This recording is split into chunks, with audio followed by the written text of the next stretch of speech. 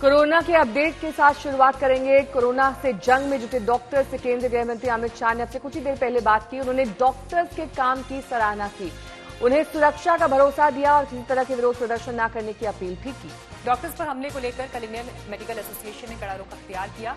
IMA अध्यक्ष ने साफ कहा कि हमले से डॉक्टर परेशान हैं और आज रात 9 बजे सांकेतिक विरोध का उन्होंने फैसला किया था।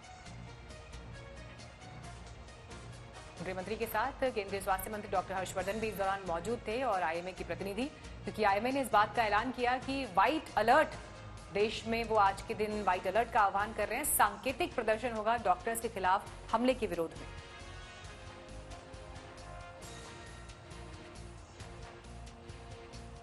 चिकित्सा पद्धति से जुड़ा मैं उन सब की तरफ से जो संवेदना और रोष प्रकट हमारे मन में हो रहा है उसको आपके माध्यम से बताना चाहता हूं।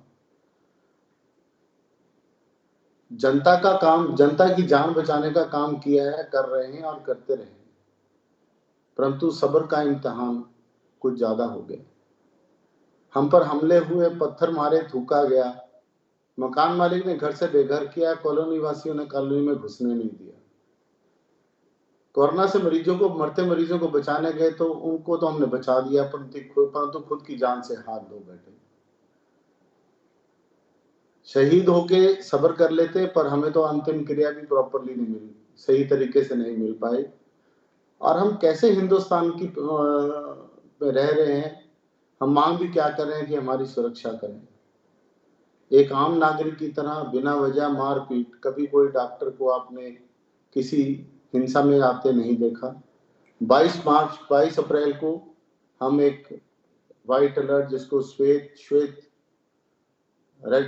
अलर्ट के नाम से जानेंगे, मोमबत्ती जलाकर सरकार को डॉक्टरों के पद साथ हो रहे हिंसा के प्रति आगाह करने और लोगों को जागरूक करने के लिए, ताकि केंद्रीय कानून और ऑर्डिनेंस तुरंत लाने की कोशिश की जा सके।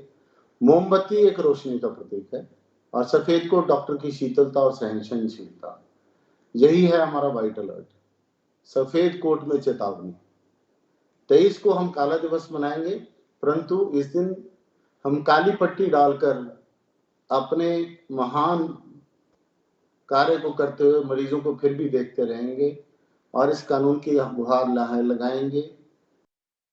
दिल्ली से नोएडा और गाजियाबाद बॉर्डर पर क्या हालात हैं, दिल्ली से क्यों डरे हैं पड़ोसी जिले, इस रिपोर्ट में हम आपको दिखाएंगे। दिल्ली में कोरोना पीड़ितों की संख्या 3000 के करीब पहुंच गई है। आखिर दिल्ली में क्या है कोरोना का हाल, रिपोर्ट देखिए।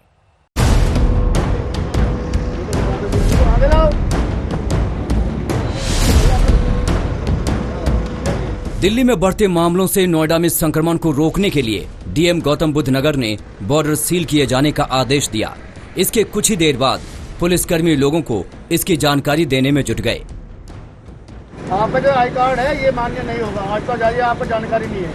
कल से जो मीडिया आपके साथ आएगी, प्रत्येक व्यक्ति का अलग, डीएम साहब और पुलिस कमिश्नर, दिल्ली के हो या नोएडा के हो, सबका पास बनवाना पड़ेगा। यूपी के पुलिसकर्मी दिल्ली से आने जाने वालों को रियायत दे रहे थे। मीडिया कर्मियों को 22 अप्रैल को एक दिन की छुट्टी दी गई ताकि वो अपना पास बनवा सके। वहीं अनिवार्य सुविधाएं पहुंचाने वाली गाड़ियों को भी अपना स्पेशल पास बनवाना होगा। ये और आपका आई कार्ड वो नहीं चलेगा, आपको एक अलग पास बनवाना पड़ेगा, डीएम साहब का और पुलिस कमिश्नर का। दरअसल दिल्ली में कोरोना का संक्रमण तेजी से फैल रहा है। मंगलवार को जहांगीरपुरी में 6 पुलिसकर्मी कोरोना पॉजिटिव पाए गए। सोमवार को चांदनी महल पुलिस स्टेशन में तैनात 5 पुलिसकर्मी कोरोना पॉजिटिव पाए गए थे, जबकि 3 पुलिसकर्मी पहले से ही संक्रमित थे। पुलिसकर्मियों के अलावा मीडिया कर्मी भी खबरें जुटाने और देने के सिलसिले में लोगों के बीच मौजूद रहते हैं। ऐसे में उनके संक्रमित होने का भी खतरा बना रहता है। मुंबई में 53 पत्रकारों के कोरोना पॉजिटिव पाए जाने के बाद दिल्ली सरकार ने पत्रकारों के लिए मुफ्त जांच के इंतजाम किए हैं। सुबह से हमने पत्रकारों की टेस्टिंग के लिए एक सेंटर चालू किया है। उसकी सारी जानकारी पत्रकारों को और मीडिया हाउसेस को दे दी जाएगी। जो पत्रकार साथी अपनी टेस्टिंग कराना चाहते हैं वहां जाके अपनी फ्री टेस्टिंग करा सकते हैं। दिल्ली सरकार ने पिछले 2 दिनों में 1397 लोगों के सैंपल लिए थे। इनके नतीजे आ गए हैं। इनमें से 78 लोग पॉजिटिव पाए गए हैं। वहीं दिल्ली सरकार ने पाया है कि कोरोना संक्रमण से मरने वालों में 80% लोग 50 से अधिक उम्र के हैं। 80% लोग जिनकी मौत हो रही है वो 50 साल से ऊपर की उम्र के हैं, यानी कि 20% लोग 50 साल से कम उम्र के हैं। जवान लोगों की कम मौत हो रही है और ज़्यादा उम्र वालों की ज़्यादा मौत हो रही है। दिल्ली में कोरोना पीड़ितों की संख्या 3000 के करीब पहुंच गई है। वहीं 84 कंटेनमेंट जोन की पहचान की गई है जहां कोरोना के मरीज पाए गए हैं। आज तक ब्यूरो। कोरोना की जांच के लिए रैपिड टेस्ट किट की विश्वसनीयता पर भी सवाल खड़े हो गए हैं। राजस्थान सरकार की आपत्ति के बाद आईसीएमआर ने टेस्ट किट के इस्तेमाल पर रोक लगा दी है। भाई इनका जो कोरिलेशन है वो इनका 90% हम एक्सपेक्ट कर रहे थे, लेकिन वो आया 5.4। इसका मतलब 0 ही है। ऐसी परिस्थिति में हमने जितना भी प्रोसीजरल कोई कमी नहीं रखी है, प्रोसीजर को पूरा अडॉप्ट किया। आईसीएमआर ने जो गाइडलाइन इन टेस्ट को करने के लिए जारी की थी उनका भी पूरा ध्यान रखा गया। उसके बावजूद एक्यूरेसी पे खरा नहीं उतर रहे हैं, तो फिर हमने इन टेस्ट को रोक दिया और हमने वापस चिट्ठी लिखी है आईसीएमआर को। अगले 2 दिन में हम हमारे 8 इंस्टीट्यूट्स को फील्ड में भेजेंगे और जो किट्स हैं उनमें से वो लॉट्स लेके उसको टेस्ट करके वैलिडेशन करने की कोशिश करें। सारे स्टेट्स को ये सलाह देना है कि अगले 2 दिन ये टेस्ट किट्स इस्तेमाल न करें। 2 दिन के बाद में हम क्लियर कट एडवाइजरी देने के पोजीशन में रहेंगे, क्योंकि अगर ऐसे कुछ नजर आया कि वो बैचेस में प्रॉब्लम है तो हम वो बैच को रिप्लेसमेंट के लिए वो कंपनी को बोल सकेंगे।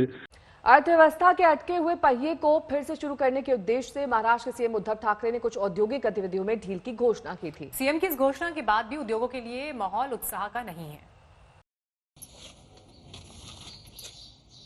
औद्योगिक गतिविधियों को राहत देने के बाद लॉकडाउन में अकोला में संस्कृति फूड्स के कर्मचारी काम पर लौट आए हैं। ये कंपनी स्नैक्स और खाने पीने की चीजें बनाती है।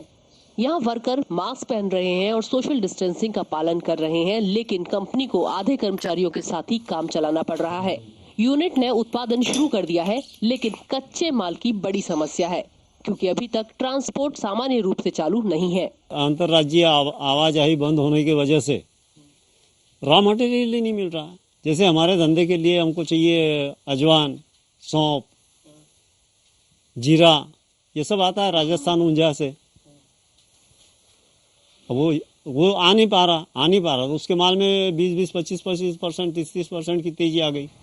महाराष्ट्र सरकार ने आंशिक रूप से लॉकडाउन हटाने की घोषणा की है। सोमवार से उन इलाकों में औद्योगिक गतिविधियां शुरू करने की इजाजत दी है जहां पर के कोरोना के मामले शून्य हैं या फिर बिल्कुल बढ़ नहीं रहे हैं। राज्य को रेड, ऑरेंज और ग्रीन 3 जोन में बांटा गया है। ऑरेंज और ग्रीन जोन में सीमित रूप से औद्योगिक गतिविधियों की इजाजत दी गई है। ये वर्गीकरण पिछले 14 से लेकर 28 दिनों में कोरोना के मामले की बढ़ोतरी को देखकर लिया गया है। भोजन का खर्चा उठाने को तैयार है, लेकिन भोजन की व्यवस्था कैसे करे? आज जिसके यहाँ 10 आदमी है उसने कहाँ से लाना, खाना किससे बनवाना, बनाने वाले कहाँ से लाना, ये सारे जो प्रैक्टिकल प्रॉब्लम्स है ये बोलने को अच्छे लगते, प्रैक्टिकल के अंदर ये पॉसिबल होता नहीं। विदर्भ स्थित चंद्रपुर में कोरोना के 0 मामले हैं और ये ग्रीन जोन में है। विदर्भ में सीमेंट इंडस्ट्रीज हैं, पेपर मिल्स हैं और मिनरल वाटर के प्लांट हैं। यहाँ के उद्योगपति लॉकडाउन में इंडस्ट्रीज को छूट दिए जाने से काफी खुश हैं, लेकिन इनके सामने समस्या है बाजार की। अपने प्रोडक्ट्स को ये बेचे कहाँ पर? ऑरेंज और ग्रीन जोन में कामकाज शुरू करने की एक शर्त ये भी है कि वर्कर्स को इंडस्ट्रियल यूनिट को छोड़ने की इजाजत नहीं होगी और उन्हें वहीं रहना होगा। कुछ उद्योगपतियों को ये शर्त काफी कठिन लग रही है। सबसे बड़ी दिक्कत है स्पॉन्ज आयरन को भी कुछ लोगों को परमिशन दी गई, लेकिन उनको कच्चा माल नहीं मिल रहा और बाजार भी नहीं है। और बाजार नहीं होने की वजह से सिर्फ माल बना पा रहे हैं और दूसरे लेबर की भी कमी जा रही है और सबका जो उत्पादन है 50% या 70% हो पा रहा है और पूरा नहीं हो पा रहा। इसके कारण बहुत सारे उद्योग संकट में चल रहे हैं। परमिशन देने के बाद भी उनका जो माल है बिक नहीं पा रहा और तकलीफ झेल रहे हैं। सबसे अच्छा उन्होंने ये किया कि जितने उद्योग है उसके कारण 40-50 उद्योग शुरू हो गए, लेकिन उत्पादन शुरू है, माल नहीं बिक रहा और बहुत जगह कर्मचारी कम होने से लिमिटेड काम हो रहा है। मुंबई और ठाणे रेड डिस्ट्रिक्ट्स में है, इसलिए मुंबई, ठाणे, नवी मुंबई, कल्याण, डोंबिवली स्थित सभी फैक्ट्रियां पूरी तरह से बंद हैं। रायगढ़ के तलोजा में सिर्फ एक इंडस्ट्रियल एस्टेट में काम हो रहा है और वहां पर भी सिर्फ मेडिसिन और फार्मा कंपनियों में ही काम चल रहा है।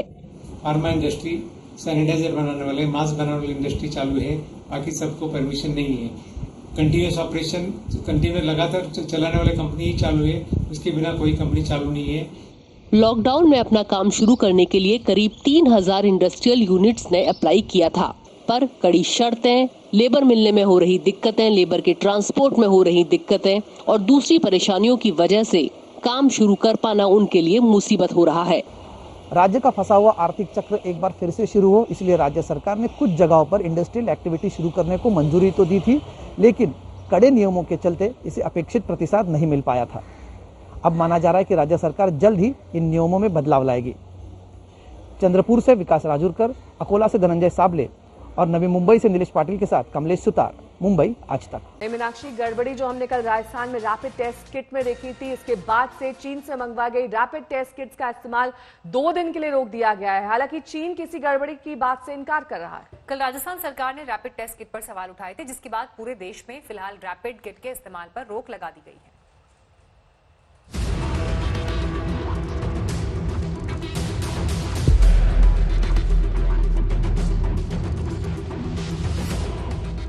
इधर टेस्ट हुआ, उधर रिजल्ट आया।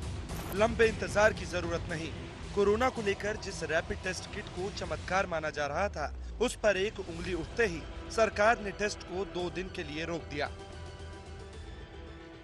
1 लाख लोगों के रैपिड टेस्ट के लिए हम लोगों ने ऑर्डर कर दिया है। रैपिड टेस्ट को ज्यादा इस्तेमाल करके वहां पे रैंडम टेस्ट कराएंगे। बेनिफिट तो है ही, तभी कर रहे हैं, केंद्र सरकार ने ही हमें दिए हैं और उसको हम आगे लागू कर रहे हैं।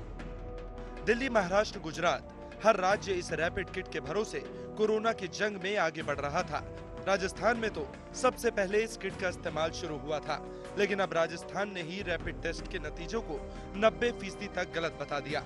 कल दोपहर टेस्ट पर रोक लगा दी गई। शाम होते होते केंद्र सरकार ने भी रैपिड टेस्ट किट के इस्तेमाल पर 2 दिनों का ब्रेक लगा दिया। कोरिलेशन है वो इनका 90% हम एक्सपेक्ट कर रहे थे, लेकिन वो आया 5.4।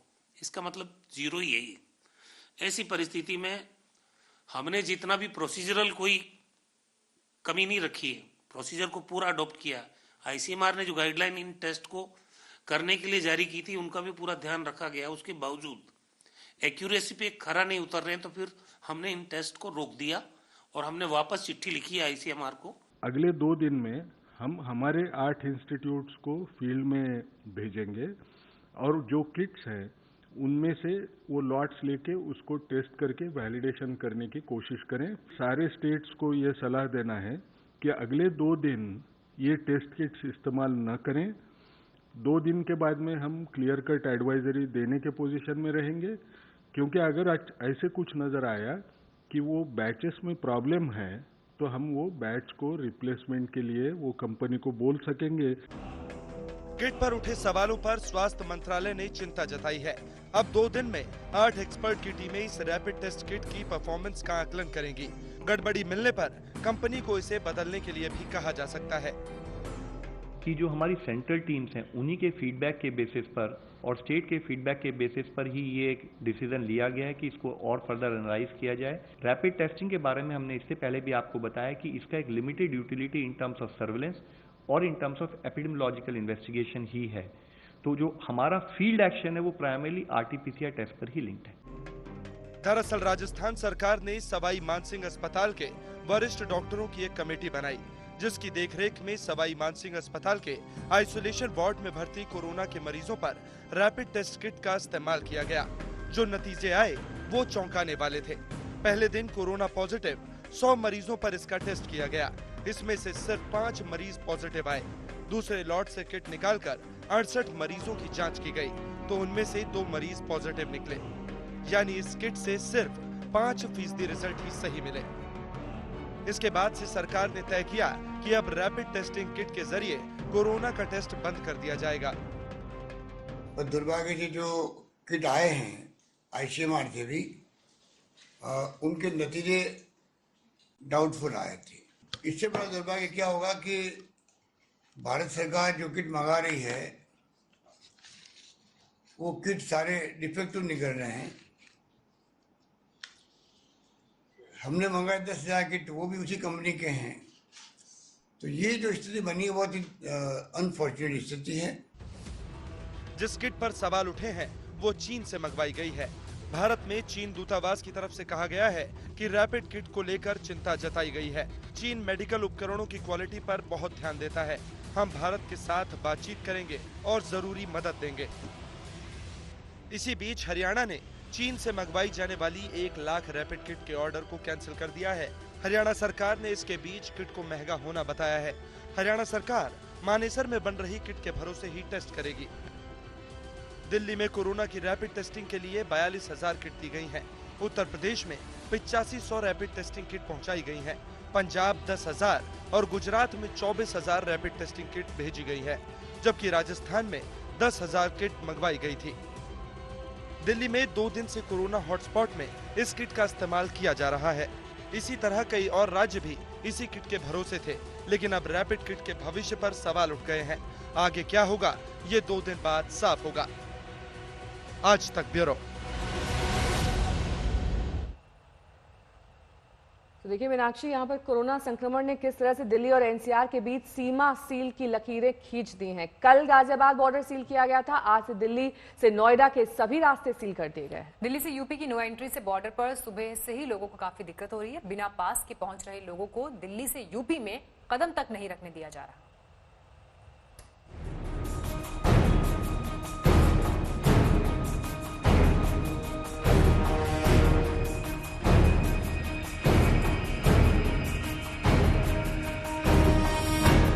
ये दिल्ली नोएडा बॉर्डर की तस्वीरें हैं। किसी को दफ्तर जाना है तो किसी को जरूरी काम है, कोई डॉक्टर है तो कोई बैंक कर्मी, सब दिल्ली नोएडा बॉर्डर पर अटके हैं। दिल्ली वालों को यूपी में एंट्री नहीं मिल रही। दिल्ली से आने वाले हर शख्स को रोका जा रहा है। सिर्फ उन्हें ही जाने की इजाजत है जो प्रतिबंधित लिस्ट से बाहर हैं। कोरोना के कहर ने दिल्ली और यूपी के बीच लकीरें खींच दी हैं। न दिल्ली से यूपी में एंट्री मिलेगी, न यूपी से दिल्ली जाने दिया जाएगा। सब समझ लीजिए कि दिल्ली वालों के लिए नोएडा और गाजियाबाद के रास्ते बंद हैं। मेरे पास सब कुछ है। मेरे हॉस्पिटल वालों ने आचार्य ने बना के दिया है मेरे को। सिक्योरिटी वाले को फोन आ रहा है मेरे पास, फिर भी मुझे नहीं जाने दे रहे। बैंक से एक्चुअली पास, बैंक से लेटर हेड पे लिखवाना है या पास बनवाना है, और आई कार्ड है तो they can give us entry. मंगलवार सुबह गाजियाबाद से दिल्ली की एंट्री रोकी गई और उसी दिन रात 10 बजे नोएडा प्रशासन ने भी दिल्ली से सटे अपने बॉर्डरों को सील कर दिया। मैं मौजूद हूं दिल्ली और गौतम बुद्ध नगर यानी नोएडा के बॉर्डर पर। यहां जिन लोगों के पास हैं उन्हें ही बॉर्डर क्रॉस करने दिया जा रहा है, वरना उन्हें वापस भेजा जा रहा है। एसेंशियल सर्विसेज यानी जो जरूरी सेवाएं हैं, एम्बुलेंस है या फिर कोई ऐसी राहत सामग्री या कुछ ऐसी चीजें जो एसेंशियल सर्विसेज में आते हैं, सिर्फ उन्हीं वाहनों को जाने दिया जा रहा है। बैंक कर्मी, सरकारी दफ्तरों के कर्मी, उन्हें वापस भेजा जा रहा है। यानी मेरे पीछे यहाँ उत्तर प्रदेश की पुलिस है और यहाँ इस तरफ दिल्ली पुलिस ने अपना मोर्चा संभाल रखा है और उन सभी गाड़ियों की चेक जांच की जा रही है। गाजियाबाद और नोएडा बॉर्डर सील करने के पीछे की वजह भी आपको बताते हैं। दरअसल गाजियाबाद में 6 लोग कोरोना पॉजिटिव पाए गए हैं। जांच करने पर पता चला कि ये दिल्ली से लगातार आते जाते रहते थे। इसी तरह नोएडा में भी कुछ दिनों से ऐसे लोगों की रिपोर्ट पॉजिटिव आई है जिनका संबंध किसी न किसी वजह से दिल्ली से रहा है। इस वक्त हम दिल्ली गाजियाबाद बॉर्डर पर मौजूद है और यहाँ पर किस तरह के हालात है ये मैं आपको दिखाना चाहूँगा। दरअसल सख्ती काफ़ी है क्योंकि जिस तरह से पेशेंट्स काफ़ी आ गए हैं गाजियाबाद में, और वो भी वो पेशेंट्स जो दिल्ली से पेशेंट्स आए, इसको लेकर अब यहाँ पर स्थिति जो है थोड़ी विकट होती जा रही है। जिनके पास आई कार्ड है उन्हीं को जाने दिया जा रहा है, लेकिन उन लोगों को नहीं जाने दिया जा रहा जिनके पास आई कार्ड नहीं है। और जाहिर तौर पर ऐसे में कुछ पुलिसकर्मी से कुछ लोग उलझते हुए भी नजर आ रहे हैं, जो उनको दिक्कतें हो रही हैं। इस प्रतिबंध से जरूरी सेवा से जुड़े लोगों को छूट दी गई है, जिसके तहत कोविड-19 कार्यक्रम में पास वाले कर्मचारी अफसर, जरूरी सेवा से जुड़े ट्रांसपोर्ट, एम्बुलेंस सेवा, आपातकालीन सेवाएं से जुड़े लोग और पास प्राप्त मीडिया कर्मी। यूपी में कोरोना से संक्रमित मरीजों की संख्या 1300 के आंकड़े के करीब पहुंच गई है। नोएडा में वायरस ने अब तक 102 लोगों को बीमार कर दिया है। गाजियाबाद में 46 लोग कोरोना की चपेट में हैं। वहीं दिल्ली में कोरोना मरीजों की संख्या 2000 से ज्यादा है। ऐसे में दिल्ली से सटे इलाके पूरी एहतियात बरत रहे हैं। संक्रमण के खतरे को रोकने की कोशिश की जा रही है। पाप हो, 18 पाप। आई कार्ड पे नहीं, आई कार्ड पे अगर इमरजेंसी है, जैसे डॉक्टर हैं, नर्सेज हैं, मेडिकल स्टाफ है, जिनकी जरूरत उन्हें जाने दिया जा रहा है। उनके पास चाहे दिल्ली का पास हो चाहे गाजियाबाद का, लेकिन ये कोविड-19 सेवा में जो लगे हुए हैं उन्हें बिल्कुल जाने दिया जा रहा है।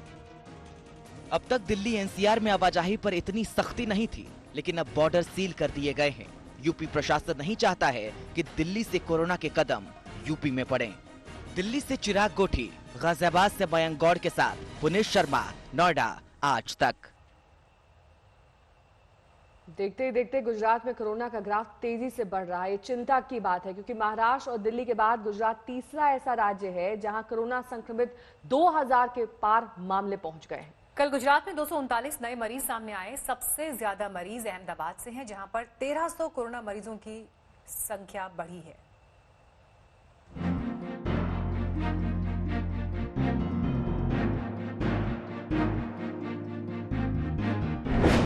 गुजरात में 2000 पहुंचा कोरोना केस।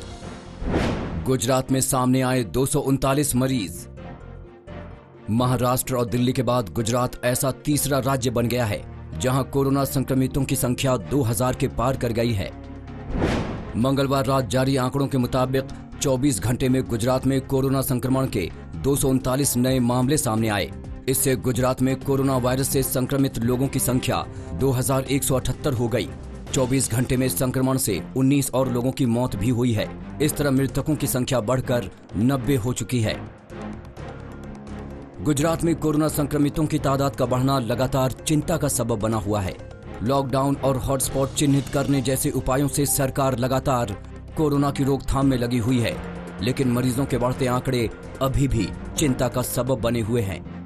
अगर गुजरात के कोरोना प्रभावित अहम इलाकों की बात करें तो अहमदाबाद इसमें सबसे आगे है। अहमदाबाद में कोरोना संक्रमण के अब तक 1378 केस आ चुके हैं। 347 मामलों के साथ सूरत दूसरे नंबर पर है, जबकि 194 संक्रमण मामलों के साथ वडोदरा तीसरे नंबर पर है। अगर पिछले 24 घंटे की बात करें तो अहमदाबाद में सबसे ज्यादा 130 नए मरीज सामने आए हैं। सूरत में 78 और वडोदरा में 6 नए संक्रमित जुड़े हैं। जाहिर है महाराष्ट्र और दिल्ली के बाद गुजरात कोरोना को लेकर सबसे संवेदनशील सूबा बन चुका है। अहमदाबाद से गोपी घांगर के साथ आज तक ब्यूरो। बिहार के अररिया में लॉकडाउन में ड्यूटी निभा रहे बिहार पुलिस के चौकीदार ने जब एक अफसर की गाड़ी रोकी तो उससे बदसलूकी की सारी हदें पार कर दी गई। साहब ने होमगार्ड के जवान से सड़क पर उठक बैठक तक करवाई और इस घटना की हर तरफ जबरदस्त आलोचना हुई। हमारे होगा पदाधिकारी, सीनियर पदाधिकारी, एग्रीकल्चर पदाधिकारी, हम पदाधिकारी यहाँ कहीं इंचार्ज हैं। ये कथा है एक बेलगाम अफसर के बेशर्म हो जाने की। हुजूर का दीदार कीजिए, बहुत जरूरी है, क्योंकि ऐसी बेशर्मियां बहुत कम देखने को मिलती हैं। इनका नाम है मनोज कुमार और ओहदा है जिला कृषि अधिकारी, जिला अररिया, बिहार। और ये उठक बैठक लगाते बुजुर्ग हैं गणेश तात्मा। गणेश होमगार्ड के जवान हैं और कोरोना ड्यूटी पर तैनात थे। तो अफसर जी के ललाट पर सुनहरे अक्षरों में छपा हुआ है जिला कृषि अधिकारी। नहीं, ऐसा हम नहीं कह रहे हैं, ऐसा इन मनोज कुमार को लगता है। दौरे पर निकले थे, गाड़ी दनदनाती हुई दौड़ी जा रही थी। गणेश ड्यूटी पर थे, हाथ दिया, कहा हुजूर कर्फ्यू पास दिखा दीजिए, हमें आदेश है। फिर क्या था, मनोज कुमार की आत्मा में बैठा हुआ अफसर सांप हो गया, हुपकारने लगा। पास में दारोगा खड़ा था, उसकी सट्टी पिट्टी गुम। और इसके बाद जो हुआ आपके सामने। हमारे होगा पदाधिकारी, सीनियर पदाधिकारी, एग्रीकल्चर पदाधिकारी, हम पदाधिकारी यहाँ कहीं इंचार्ज हैं। मनोज कुमार ने न तो गणेश तात्मा की उम्र का ख्याल किया और न ही उनके आत्मसम्मान का। इस बिगड़ैल कृषि अधिकारी के लिए एक गरीब आदमी का आत्मसम्मान जूते का तल्ला था, मसल डाला और दारोगा अफसर का गुलाम हो गया था। पदाधिकारी, सीनियर पदाधिकारी, एग्रीकल्चर पदाधिकारी। लेकिन इस बिगड़ैल अफसर की ज्यादती यहीं नहीं रुकी। ये अफसर खुलेआम धमकी देता है और कहता है कि वो कोरोना की ड्यूटी निभा रहे इस जवान को जेल में डलवा देता, और ऐसा न करके वो एहसान कर रहा है।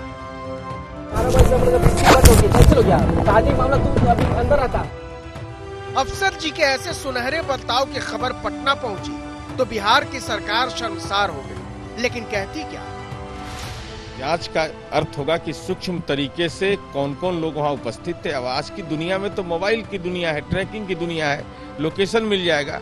इसलिए जिला प्रशासन के जांच पर भरोसा होना चाहिए और जिला प्रशासन ने इमीडिएट इसको संज्ञान में लिया और संयुक्त रूप से जांच का आदेश दिया है, तो उसका फलाफल महत्वपूर्ण होगा।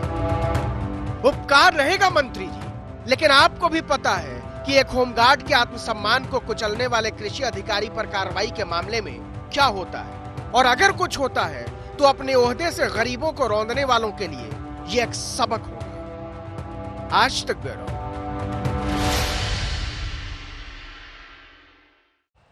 कोरोना के खिलाफ जंग में अमेरिका ने बड़ा फैसला किया है। अमेरिकी राष्ट्रपति डोनाल्ड ट्रंप ने ग्रीन कार्ड जारी करने के लिए 2 महीने के लिए रोक लगा दी है। इस रोक का असर भारतीयों पर भी पड़ने के आसार हैं।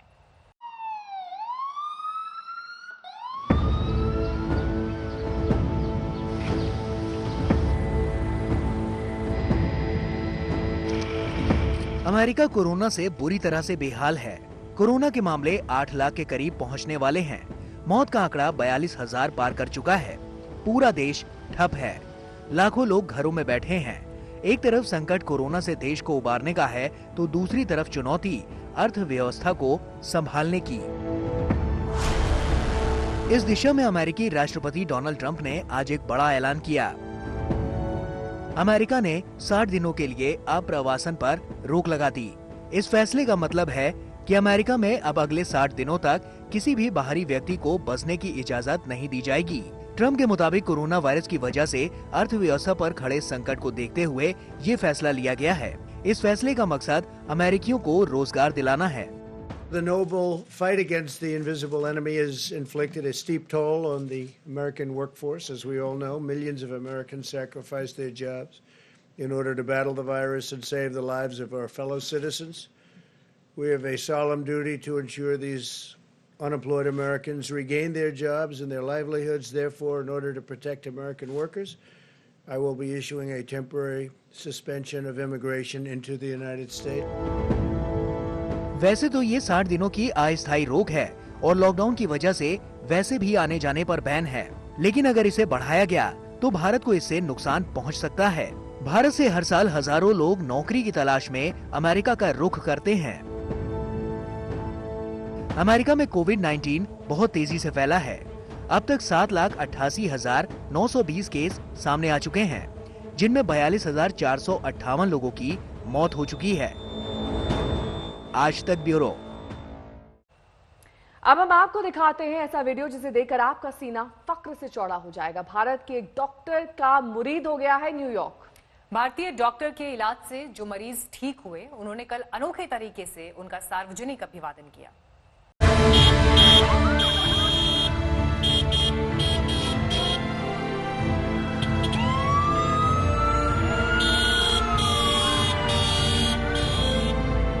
इस तस्वीर को देखकर आपको शायद कुछ समझ ना आ रहा हो। डॉक्टर जैसी एक महिला सड़क के किनारे घर के बाहर खड़ी है। कारों का काफिला धीरे धीरे गुजर रहा है। कारों में बैठे लोग महिला की तरफ हाथ हिलाकर अभिवादन कर रहे हैं और बदले में महिला भी ऐसा कर रही है।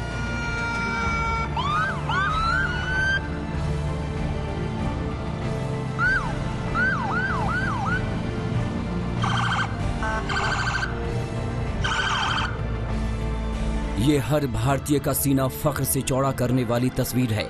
ये वीडियो न्यूयॉर्क का है। वीडियो में दिख रही महिला मैसूर की डॉक्टर उमा मधुसूदन है। मैसूर मेडिकल कॉलेज से MBBS करने के बाद डॉक्टर उमा अमेरिका के सबसे ज्यादा कोरोना प्रभावित न्यूयॉर्क में काम कर रही हैं। उनके उपचार से न्यूयॉर्क में सैकड़ों मरीज ठीक हुए। कारों में सवार ये वही पुराने कोरोना मरीज हैं जो डॉक्टर उमा का आभार जताने उनके घर के पास पहुंचे। काफिले में करीब 200 कारें थीं। डॉक्टर उमा के सम्मान में लोग हॉर्न बजा रहे थे और हाथ हिला रहे थे।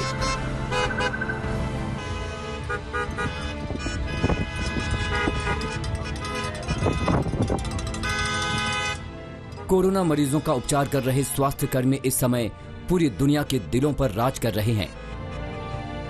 इन स्वास्थ्य कर्मियों के प्रति फ्लोरिडा को फोर्ट मार्स पुलिस ने कुछ इस अंदाज में सम्मान प्रदर्शित किया। पुलिस कर्मियों ने एक अस्पताल के बाहर दिल की शक्ल में अपनी 15 कारें खड़ी कर दी। दिल के बीच में लिखा था, यानी फोर्ट मार्स पुलिस विभाग आपका शुक्रिया अदा करता है। दिल्ली से संजय शर्मा के साथ आज तक ब्यूरो।